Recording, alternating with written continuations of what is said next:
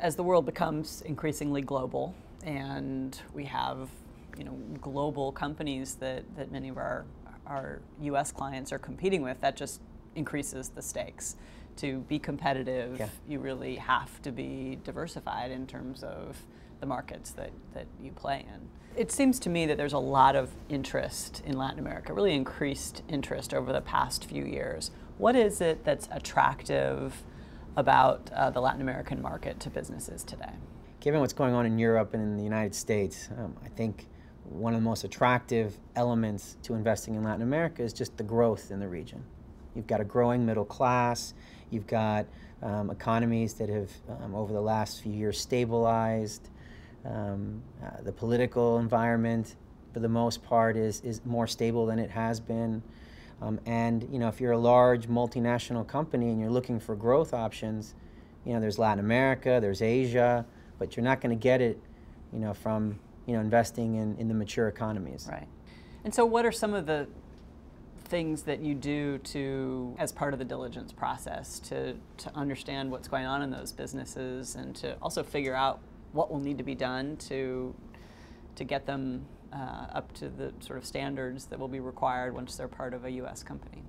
I mean, when you look at Latin America, and I'm generalizing a little bit, but for the most part, most of the companies for sale are small, privately held, family-owned businesses. They were not historically run to generate quarterly filings for the SEC. And they've been around for generations, and so when a U.S. company is looking at acquiring a small Colombian business, they're going to have to realize that they can't just acquire the company and expect that newly acquired entity to generate the quality of information that they'd expect. Do you have a sense, particular to Latin America, as to why deals fail to consummate? I think it's due to a variety of reasons. But I would say the most important is a mismatch of expectations. And by that I mean that the sellers believe their business is worth probably much more than it should be.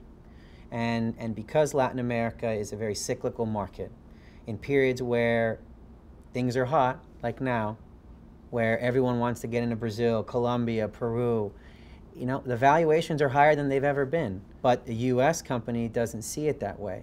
But they still want to go in and pursue this opportunity. Mm-hmm.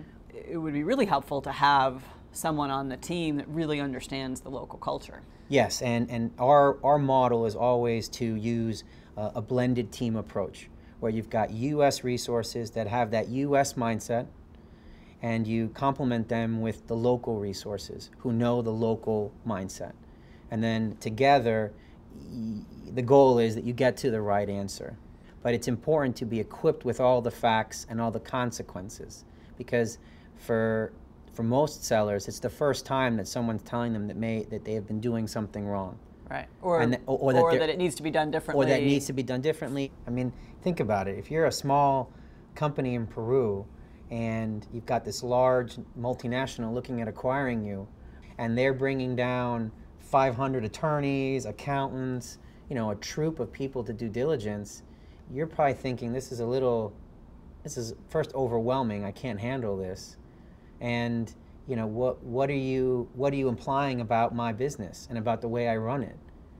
And so we as advisors have play a role in communicating the reasons why we're doing what we're doing, and making sure that we're not overwhelming target companies. It's a lot about relationships down there.